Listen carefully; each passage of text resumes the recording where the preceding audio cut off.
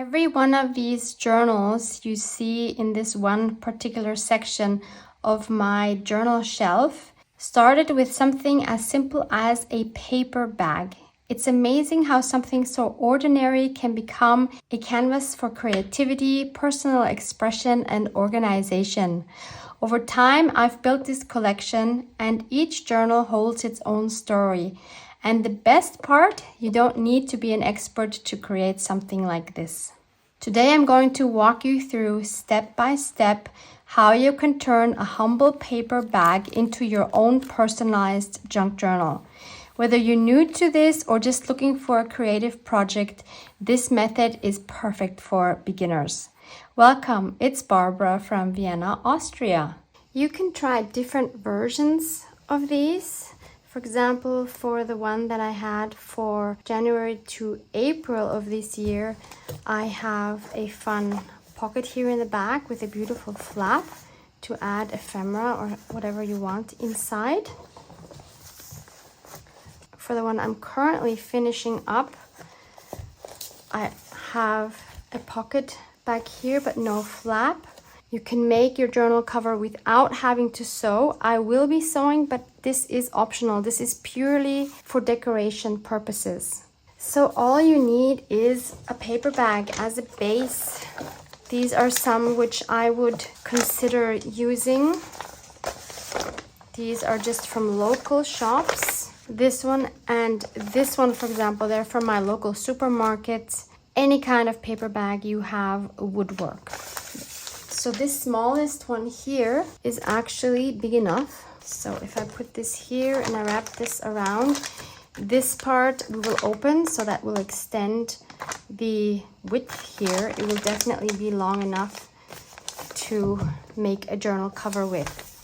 I'll give you the dimensions of this one, but as I said, your paper bag will be different. Mine is 37 centimeters or 14.5 inches wide by 26 centimeters or 10.25 inches tall in our case, because I'm using the paper like this. So the first step is always to open up the bottom of your paper bag. If it tears like this, it is no problem. We're not using this bottom part here anyway.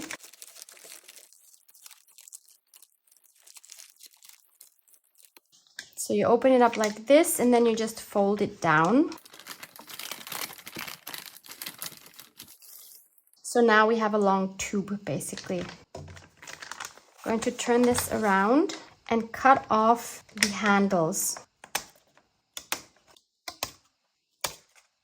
If you have nice handles, these are not very nice, but if you have nice handles that aren't totally deformed and squished, you can also attach these to your journal, kind of like I did here on this journal page here, but instead of on the page, you would attach them to the cover. So I always keep these handles. So these are proper handles. So I would attach one here and one on the other side of the cover, and then you would have a fun journal with handles that you could basically carry around like a handbag. Super fun.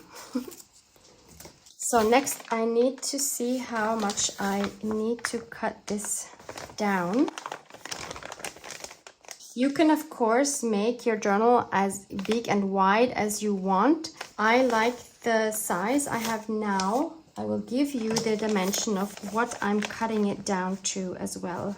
I have made so many of these and this just works. So I'll cut it here, and it's also a bit too tall for me. I kind of made this one a bit tall. You see I have quite a lot of space here and also on the top here. So for my next one, I'm going to make it a little less tall. So I'm going to make a straight line so I know where to cut. You could also do this with a paper trimmer actually. And then I also need a straight line for the height of my journal.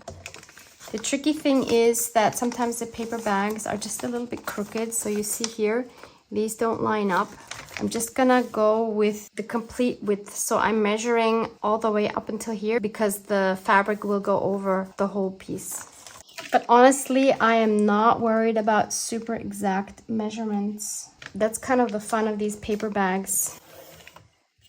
They don't have to be perfect. The reason why I have this size is because our standard paper here in Europe is A4, and this cover works perfectly for that size. So obviously, if you are using the US system, for example, your standard paper has a different size. So please take that into consideration. So if you're using US letter size paper, for example, your standard paper is going to be wider but shorter. So you need to cut your cover accordingly. So let me give you the measurements of the cut down version. 37.3 centimeters wide, or approximately 14.75 inches. And the height is 22.2 centimeters, or about 8.75 inches. Now you notice on the bottom here, I still have this fold, which I'm going to keep. The top is open. Actually, I have this here, the gusset, which I'm going to remove.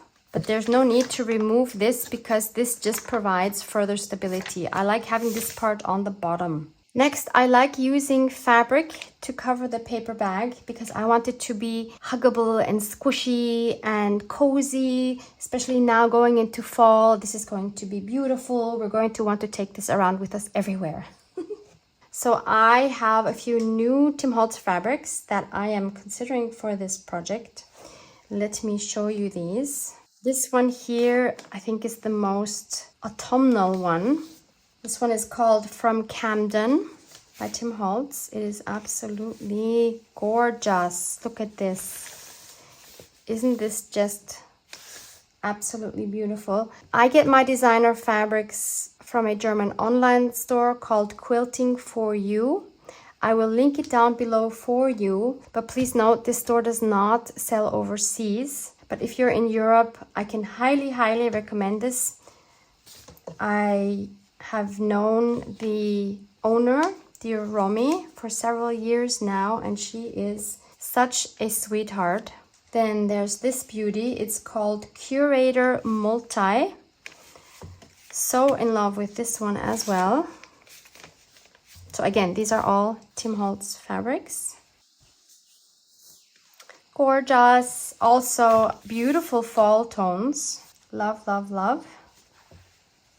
Then this one is called Periodic Multi.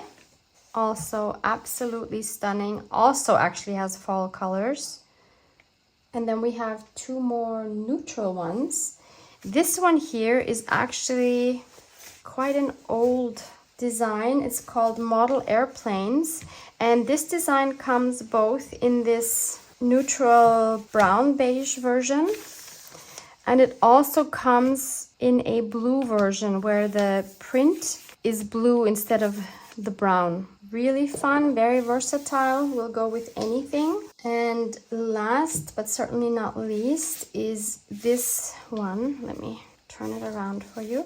This one is called Time Return, and it is wider than the standard fabric. It's 108 inches and it's used for the back of quilts. So that's why it's really great that it has such a huge width. Also super versatile. So in order to decide which fabric to use, I need to consider what I want to use as a focal point. So find something you would like to have on your cover. I'm going to use one of these images, which is from the ephemera from my latest kit, which is called Bumble Breeze. I will give you a proper introduction to this kit for my Plan With Me video, which is coming very soon. But for now, just know that this is the image I am choosing. You can find this kit linked below. It's already available in the shop with all the background papers, ephemera papers, and calendar pages. I am a little bit late with my Plan With Me video this month because I wanted to have a separate video for the making of the cover first. So I'm going to choose this particular bee image. So I'll start by cutting that out so we can put it on top of the fabric and see which one we choose. I usually print my ephemera on 180 GSM matte photo paper. So this way it already has quite a weight and I don't need to back it with cardstock. But obviously you can just print it on, I would say, high quality, not the cheapest, copy paper so that you get a nice print. And don't forget to put your print setting on best print quality instead of your default normal print quality to get a good print. So having this now, I can check on what kind of a background it might look better. And I can already see this is going to be a very difficult decision. So this one would be gorgeous. It does kind of blend in a little bit, but that doesn't matter because we can always frame it with something that would make this image stand out more. I'm currently just looking at how well these colors harmonize together. The other option would be this beautiful one from Camden. Of course, this one, theme-wise, would be the obvious choice because it's floral and it has a nature vibe. And it also stands out from the fabric a little bit better. What a tough decision. I'm going to use this one for the outside and this one for the inside cover. Obviously, you can use the same fabric for the inside and the outside. Personally, I enjoy having two different fabrics. Like on this one, we have a quite neutral one on the outside here, and then on the inside we have a very, very loud fabric, and I just think it's fun. Again, here we have a fun contrast of a vintage image and a very contemporary loud fabric. I just think it's fun, but obviously you do you. So my next step is to cut two fabric pieces out. And I cut mine a little bit wider than my paper bag because I do not want the paper bag to show on the edges.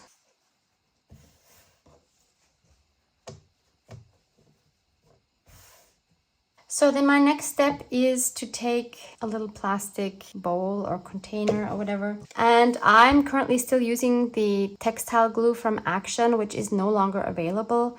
I still have a little bit. Once I run out, I'm just going to use regular white PVA glue, something like Tacky glue, Elmer's glue, any water-soluble glue that you have. And depending on how thick your glue is, you can thin it down.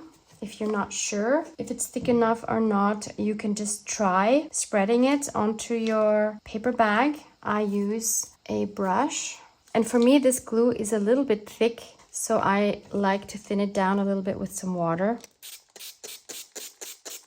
And since the surface here is quite big and glue dries fairly quickly, I like to go section by section. So I'm going to cover my whole surface of the paper bag with this glue. So if you're not planning on sewing, if you just want to glue your fabric on, then please make sure you're adding the glue all the way to the edges. You don't want your fabric coming off with time. And you want to be sure to cover every little bit with glue, because otherwise your fabric is going to buckle, and we don't want that. So this is the inside. If you're using a fabric where the direction matters, then obviously please pay attention to that. And then I'm going to just lay my fabric over it. Might actually be easier to put your fabric face down and then put the paper bag on top, but this works for me as well.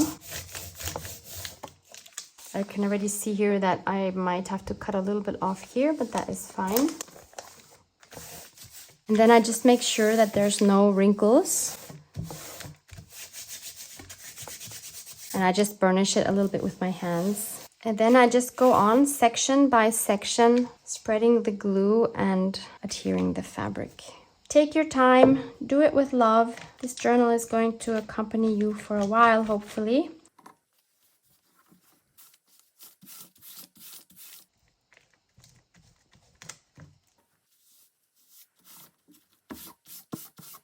So you see this here is also too much. So before I adhere the second piece of fabric, I will cut this down. And although I do love frayed edges, these threads are a little bit too long for me, so I will cut those down as well. But you leave them as fuzzy as you want them. And also the height I'm going to cut down now.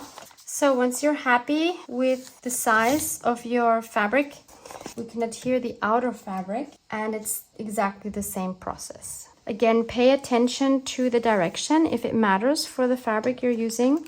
So this is the correct direction.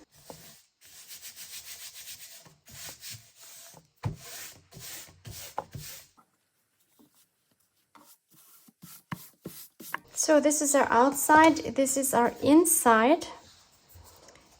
It's going to be folded like this. And now comes the hardest part. We need to let this dry for a little bit. I know, we gotta go through it, I'm sorry. So it's about 2 hours later. It seems dry enough to continue working. One thing I would like to mention is, you see, for example, here we have the print of the paper bag showing through. I actually think it's kind of cool. Also here we see this circle. I like to still see what the cover is made out of, but of course if this bothers you, then you could just paint over the design of the paper bag, maybe with some white gesso or some light paint, and then glue your fabric over it. Especially if you have a lighter fabric. On the inside here, yeah, we can definitely also see the circle here, and this, as I said, it really doesn't bother me. So what we have now is an open paper bag. So this is the inside, and now we have to decide if and how many pockets we want in our cover, because currently this could be a pocket on the front and this could be a pocket on the back. If you're not sewing around your cover and you don't want any pockets, you can just glue the edges here. I usually don't like having a pocket on the front, so I will close this when I sew around it, but I do like having this pocket here on the back. I will glue this flap here closed because I don't need this to be a flap. So I'll just add some tacky glue here.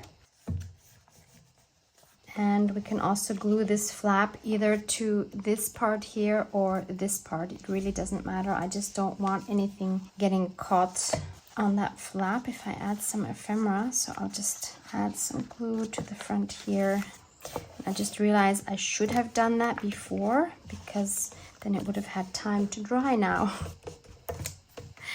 Because if I'm going to go over this now with my sewing machine, I again have to wait so that my needle doesn't get sticky. So if you are going to sew around this and we want to keep this open, what I do is, when I have this at my sewing machine, I open this up. I will first sew around this edge, not going over this middle piece here because we don't want the thread to go over the edge of our journal. And then I will turn this around and sew this edge. So they need to obviously be sewn separately so that we don't sew them shut, because we do want the pocket. And once I have both of these edges sewn, actually these edges wouldn't need to be sewn at all. This is purely decoration. I like it when my journal has the illusion that I've sewn all the way around. So once I've sewn these two separately where I have my pocket, I will go ahead and sew around these three edges. Obviously, if you want this to be a pocket as well, then you do the same thing as you did here to sew this separately and this separately, and then you sew along your top and bottom separately. But for me, I will sew once here, once on the other side, and then go around at least twice with a running stitch. So here we are. We have our pocket here, and we've sewn all around it with a very wonky running stitch. I love that look. If you love it being more precise, then obviously you do that. I couldn't if I wanted to. We will also be making a flap here for the pocket, just because I haven't done that in a long while and I want to share how I make that. But first I want to decorate the cover. I think it's helpful to fold the cover over so that we approximately know the shape that it will be in. I can just use my previous planner. Obviously, if this is your first planner, you can just put a book inside. So now if we add our image, we see that it kind of gets lost a little bit in this very busy background. So we need something to make it pop a little more. So the first thing I'm going to do is use a dark color to edge my image. I'm using Ground Espresso. I think that will already help quite a bit. Yep. I'm feeling adventurous today. So I want to experiment a little bit. I have to admit, it takes courage to experiment on a journal cover. We're going to do it anyway. We're going to be brave because I have this beautiful beehive stencil, but I honestly have no recollection where this is from. I've had it for a long, long time. Color-wise, I'm thinking maybe one of these 3 colors. Actually, there's only 2 colors. So either the Distress Oxide Spray Uncharted Mariner, because that is a similar color to what I have here on the printable. Alternatively, I would love this kind of light blue or turquoise, which would be similar to this Salvaged Patina in the Oxide Spray. I also have the Salvaged Patina Spray Stain, but they are 2 very different colors. This one is much darker. So I think this one actually would be beautiful. If you don't have a spray, do not worry. You can use your stencil and use either a sponge brush or like a stippling brush, something like this with a flat top. And you could just use acrylic paint and dab it through the stencil. That might actually be the smarter version because I think that will be more opaque. But as I said, I'm feeling adventurous. So I'm going to try this with the spray. Okay, let's do this.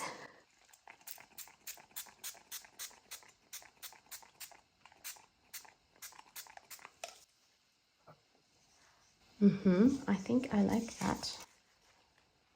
So already this comes out a lot better. And while we still have the spray stain on the stencil, let's put it on one of our pages. Most likely it will be covered up, but you never know.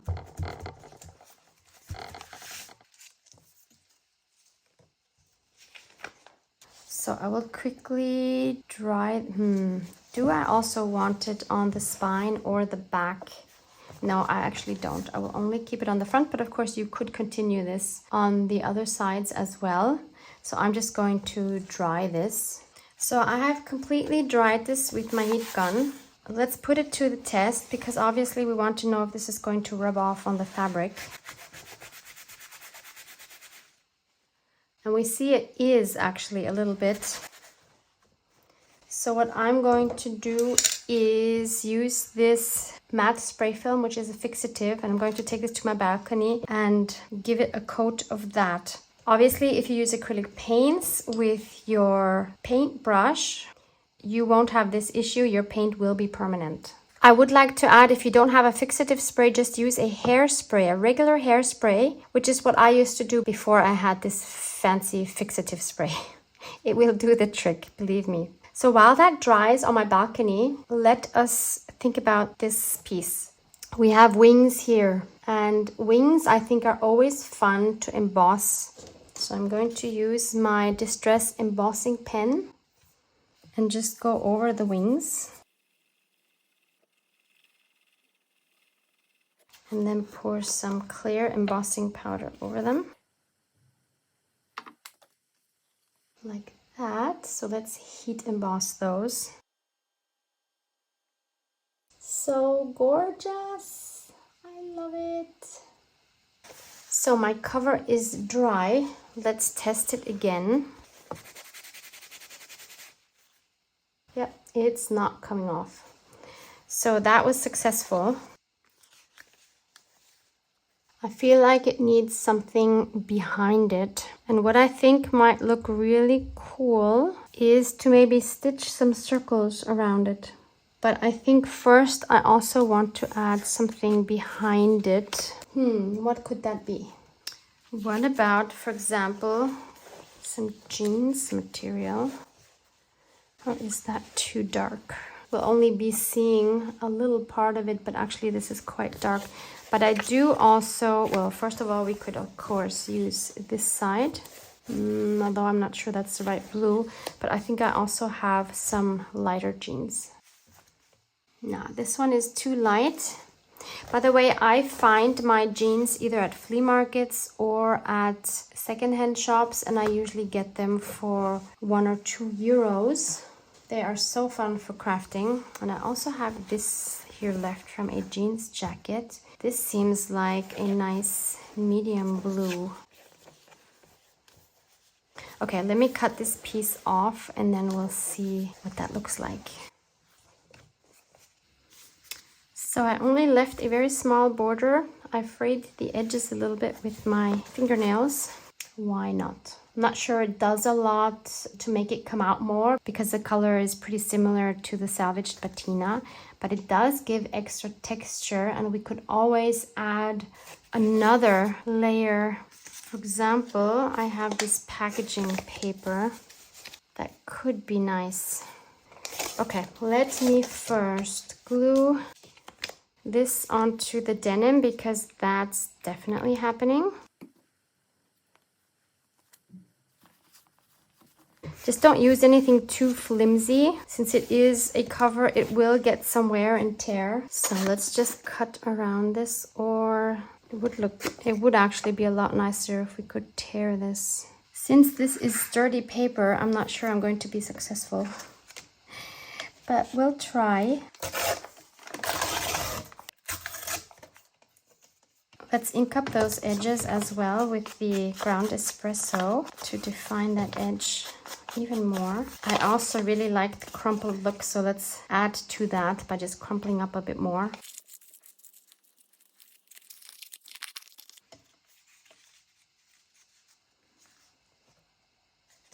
Yes, I like this a lot better. This is amazing.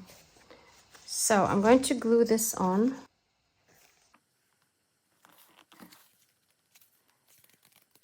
Maybe we go one step further. I have this lace, which is not wide enough, but we could use 2 pieces. Oh yes, this is going to be good. So let's cut some here. Let's try it with a second piece.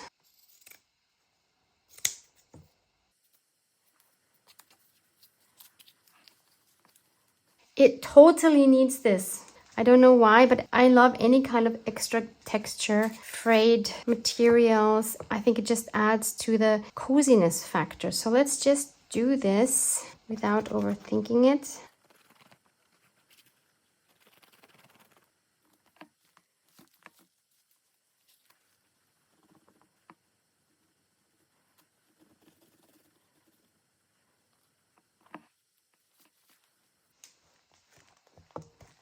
I also want to have the date of the planner here. So like I have here, I have this sign here with the period for which the planner is.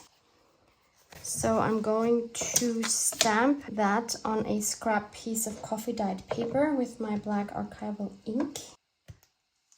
I have these 12-digit roller stamps linked below for you. And I have one of these metal plates here.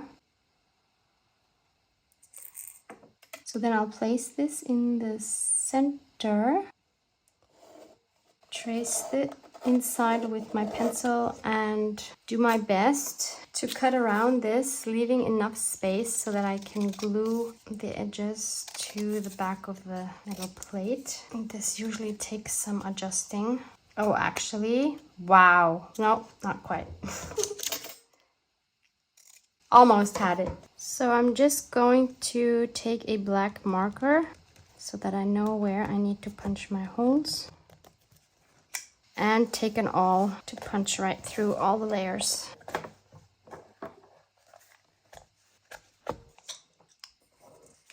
And then I'll just take these tiny brads and use those to attach the plate to the cover. If these brads on the inside cover bother you, you could very easily cover this with another pocket.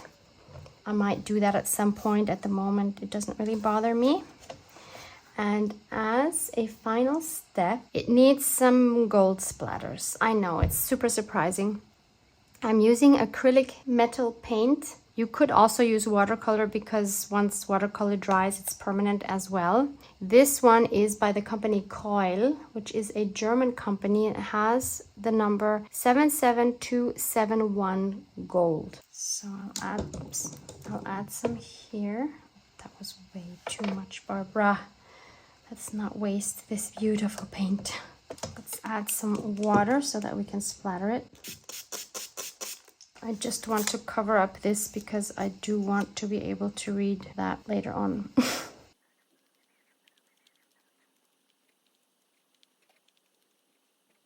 So it's all dry. I love how the gold actually looks like pollen here on the flowers, like the bee is collecting this pollen. I am super, super happy with this cover, but we're not done.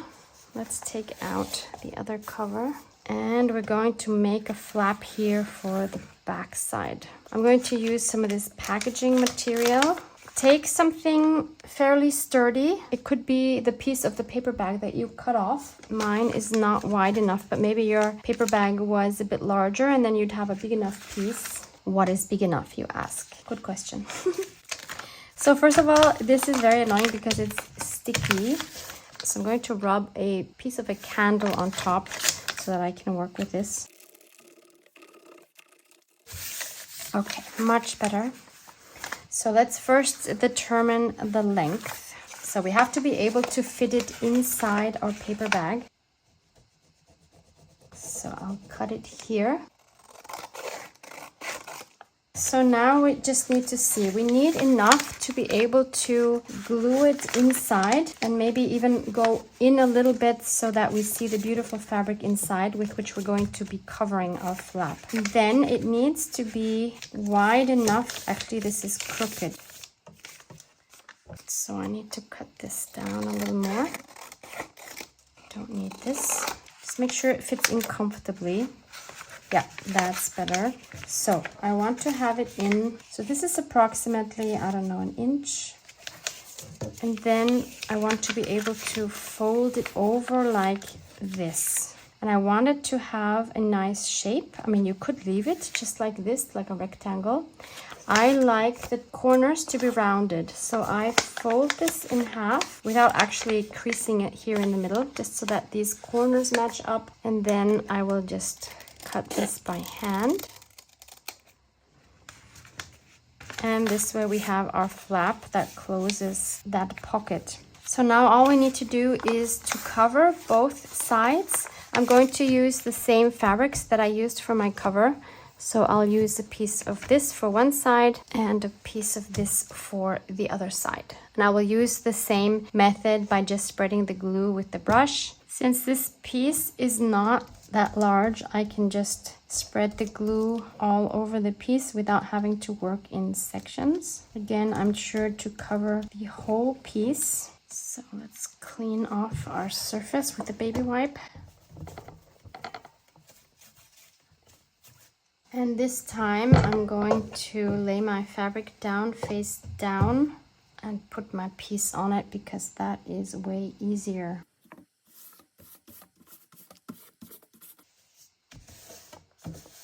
Then I'll cut around it, again leaving just a little bit of space around the paper. Then we'll add the glue to the back side.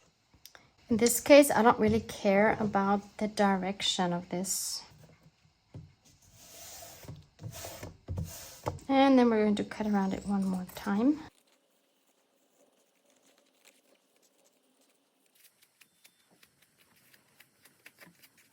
Okay, so we have a flap. I I'm going to stitch around this like I did with the cover. Again, this is purely for decoration. So if you're not doing that, make sure that all your edges are glued together well. So now I have this. This is the other side. And you can decide which fabric you want inside and which one you want outside. For example, if you want it matchy-matchy, then you put the fabric that you have on the outside cover on the inside of the flap, because once we fold it over, these will match up. Let's see what the other direction would look like. If this matches up now and we fold it over, we have the contrast. This is actually upside down. I really don't care. I love the contrast. So this is how I'm going to adhere mine. So I will just take some glue, and you can either add it here. I think I'll add it here on the inside of the pocket. I'm not sure which is easier, honestly.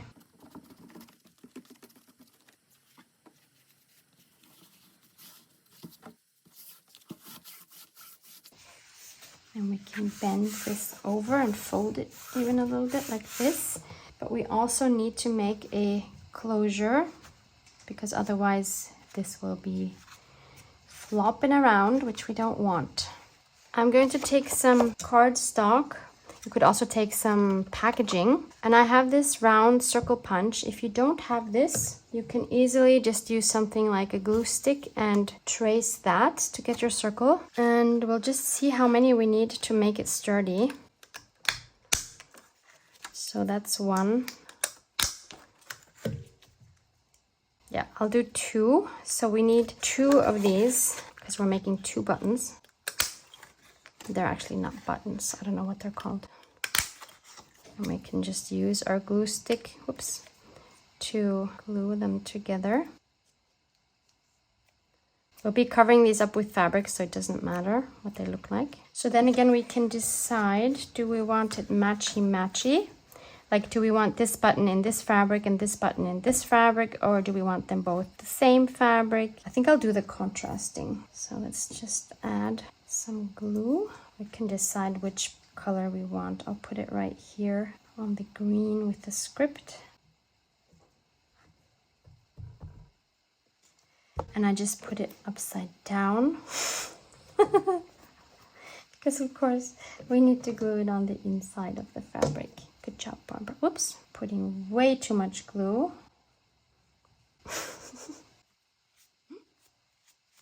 You know what, I'm changing my mind because I don't feel like cutting off a weird piece here. Let's just do them both with this fabric. That just kind of seems more economical. Do we want this green? No, let's do more neutral colors for that one. So then we can just cut around these two circles. So there's one and there's two, and we'll ink up the edges with ground espresso. Completely changes the look again. That makes them really stand out. So we need to add some brads. So let's make a hole in the center of both of these discs. If you do not have one of these, you could use your awl. Oh no, this didn't work well because my glue was not dry. That's what happens when you're impatient. Please let your glue dry, otherwise this will happen. Let's try the second one. Probably the same thing will happen. Yep. Look at this. It's coming off. Problem is, I can't wait. I need to finish this. So now we can determine the place for our disc, which is of course going to be middle-ish. So I need to make a hole here. So again, use an awl if you don't have one of these crocodiles. But as I always say, no, I can't see where was the hole. As I always say, if you enjoy making junk journals, it's worth investing in one of these. They are super helpful, but they have their limits, as we will see in a moment. So let's add our brad here. You can cover this up with fabric. I don't mind it. And now we need to determine the placement for the second disc. So I want these obviously to be in a fairly straight line. So I would say let's add it here. And here we come to the limitation of this tool because it's not going to reach far enough in because this is the maximum that we have. So either I'm going to use an awl. Let's try that.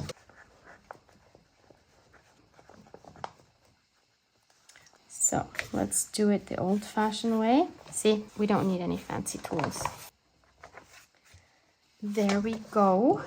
And now we only need to add some twine.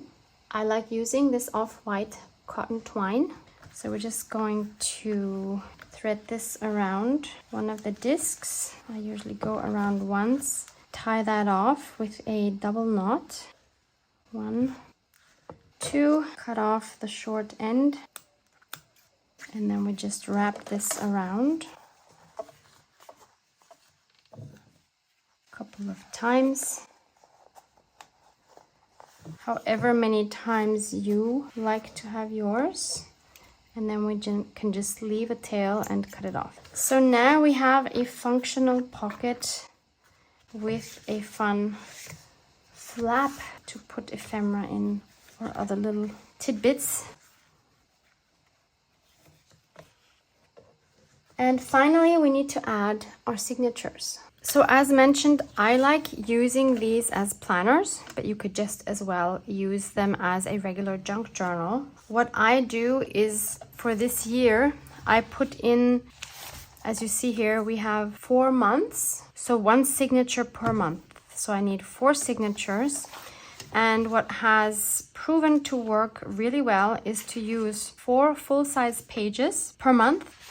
So that means in total I need 16 pages folded in half for the 4 signatures. And then I also always like including 1 or 2 smaller pieces per signatures to go in between the pages. So for example, an envelope or a little paper bag or just a random piece of paper, just to keep it more interesting. So you could do the exact same thing if you're going to use it as a junk journal. Depending on how much ephemera you're planning on adding, you could potentially even add 5 or 6 pages per signature. But do not underestimate how much bulk ephemera adds. That is something that is really hard to determine at the beginning. You will see later on a comparison of when we have this one ready to go and then compare it to the one that you've seen here for the first 4 months of the year. There is a huge difference, but the cool thing about this kind of journal is that your spine grows with the amount of ephemera you add. You could, of course, get really fancy with the types of paper you add to your journal. You could also decorate your coffee dyed papers a lot further. These are as plain as can be, but that is because I add my digital papers on top, and that would be a waste because I would be covering up whatever is on here now. So I'm just putting always 4 papers into each other.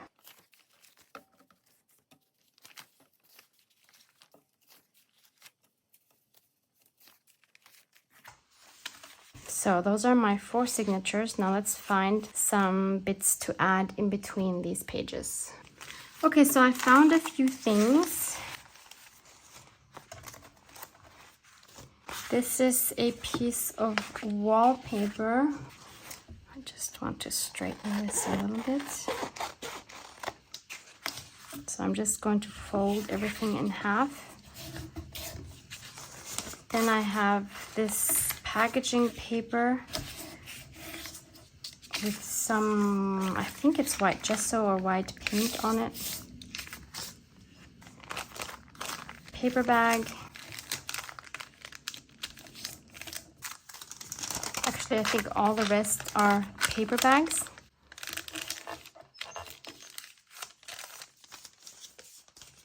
This is from my post office. which is also a bank. Before you bind these in, you could of course already add some interest to them, cover them in paint.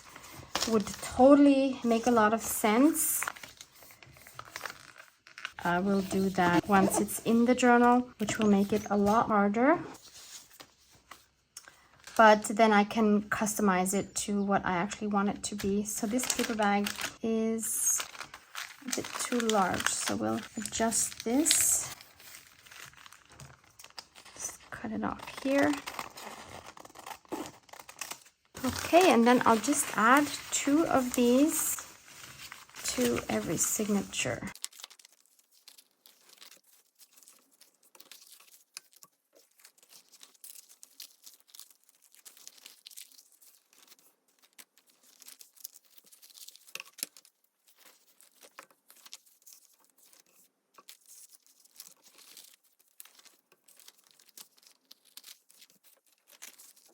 Okay, we have 4 signatures, which we now need to bind into our cover.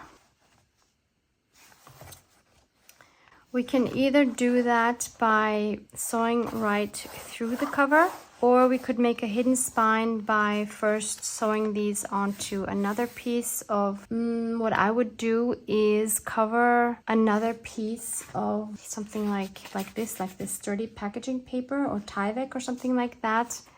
Cover it with, probably not this one, probably the same one that we had here. Right, to just have a strip. I'm not going to do that now, but you would just have your strip that's as tall as your spine. You can have it a little more narrow. You glue your fabric on it just like we did with our other pieces. And then I'll show you my template. You have a template and then you just sew your pages onto this piece through to the side. And at the end, you glue this piece with the attached signatures into your spine. So that way, of course, then you wouldn't see anything on the outside, but I don't mind seeing the stitching on the outside. So that's what I'm going to do. Also saves me some time. So I have this template, which I always use. I also put here that it's the top. So this is for 4 signatures. So I measured 1.5 centimeters in between the signatures and 3 centimeters, which is about 1.5 inches, in between the holes. In total, I have 1, 2, 3, 4, 5, 6, 7 holes. And I need to put this in the middle of my planner, so I'm going to make sure that these meet up, and then I can just see where I need to place this in the middle. You could also use your ruler and measure where the middle is. I'm not the measuring type, so this is what I do, and it's been working fine. So this works. Now I'm just holding it in place. So then I'll just punch my holes through my cover.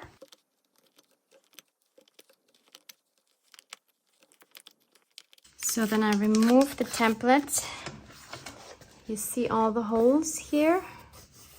Of course, the lighter your fabric, the easier it will be to see the holes. On this side, we see them as well. Do you see them? Again, if you have a really dark fabric, this can be quite challenging. Then I'm going to use the same template. As you can see, I have already put some large paper clips to hold my papers together. I just do that on one side because I want this second side to stay flexible. I think that's much easier than putting the paper clips on this side as well.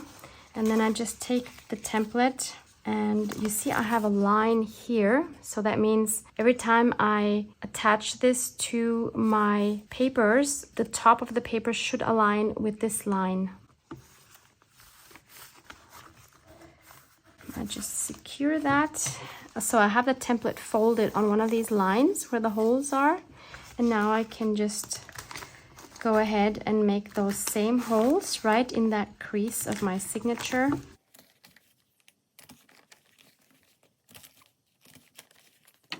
I can remove the template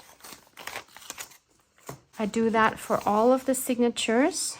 And then we need to choose a thread color to sew the signatures in. So for example, for the first one for this year, for this cover, I chose a green. And for my current planner, I have this purple to match with my front.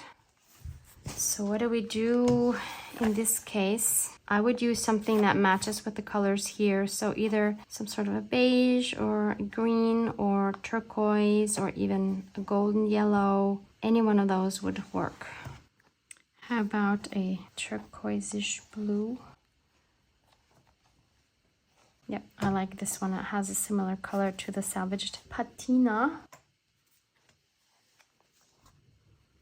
So I measure 3 times the height of the book. That will give us plenty. 1, 2, 3. So we need 4 of those. And then I start from the bottom hole. This is not quite where it should be. I don't really care. So we go into our first hole, find our first row of holes here, go in the most bottom hole, come out on the outside, leave a tail long enough to tie off, come back in on the second hole in the same row and go through the second hole in our signature. And then we just keep weaving our way back and forth in and out of these holes, always making sure that we do not lose this end. I kind of always turn my cover around because that just makes it a lot easier. So again, we come out, we go back in,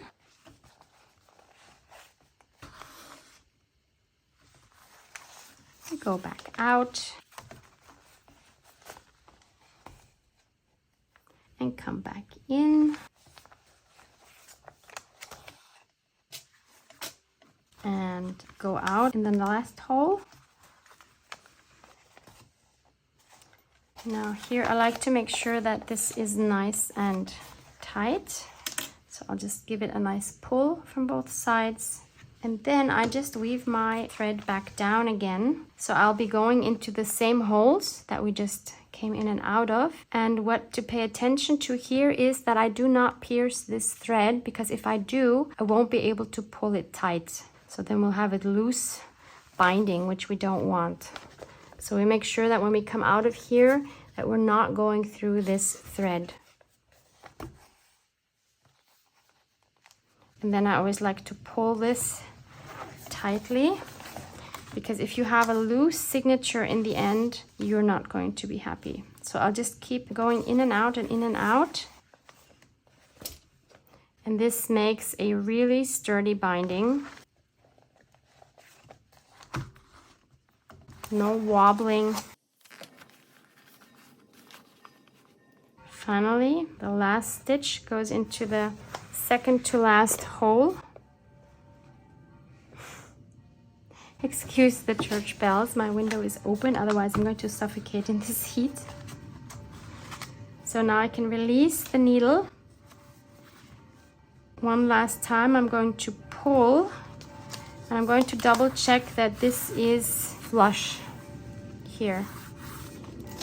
And then I just make a double knot, and I like to put mine up here where the second hole is, or actually, you know what, let's just put it here on the most bottom hole. It doesn't matter actually at all. And then do your best, because you only have 2 fingers to make a knot, which is tight enough, like so. And then I just cut these short. And there's our first signature, yay!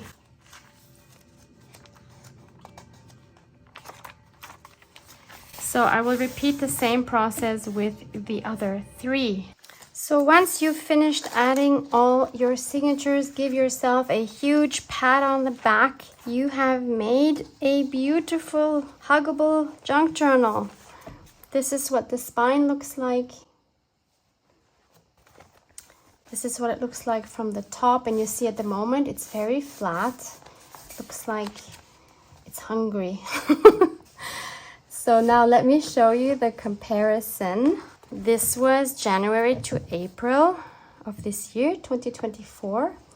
And this is the new one. Look, it's such a skinny baby. So this is what it will turn into.